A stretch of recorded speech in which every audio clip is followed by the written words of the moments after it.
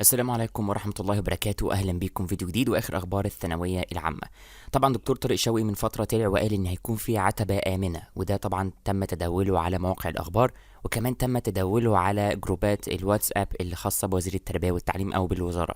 وقال إن العتبة الآمنة دي هتكون عبارة عن 10 درجات تضاف لجميع الطلاب في الثانوية العامة دون المساس بالفروق الفردية، أو من غير ما تأثر يعني على المجاميع وتظلم أي حد مجتهد أو أي حد جاب درجة عالية.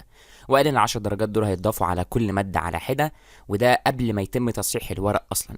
يعني قبل ما نصحح الورقه بتاع الطالب في ثانويه عامه نحط له 10 درجات، وده عشان نرفع نسب النجاح ونساعد الطالب ونوع من انواع المساعده للطالب.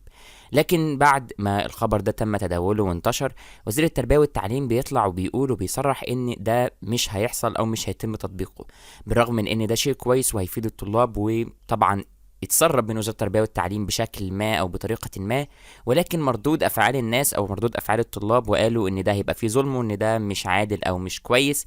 فبالتالي دكتور طارق شوقي وزير التربية والتعليم طلع ونفى الكلام ده وقال إن العتبة الآمنة مش هيتم تطبيقها. لكن هنا السؤال، هل هيكون في درجات رأفة لطلاب الثانوية العامة؟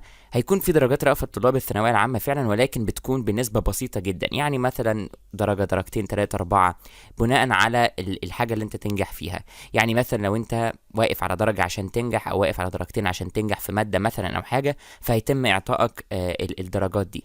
لكن مش هيتم اعطائك اي درجات عشان تزود مجموعك او تديك مجموع او حق اكبر من حقك.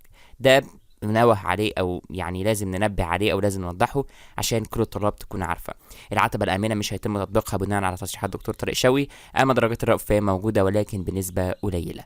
ده كان كل حاجه ان شاء الله، وهنتابع الفتره الجايه التنسيقات الاخبار ونتيجه الثانويه العامه. اول ما تظهر ان شاء الله هتلاقوه عندنا على القناه وعلى الموقع بتاعنا. فما تنساش انك تشترك وتفعل زر الجرس عشان تتابع كل جديد. نشوفكم في فيديوز جديده ان شاء الله، والسلام عليكم ورحمه الله وبركاته.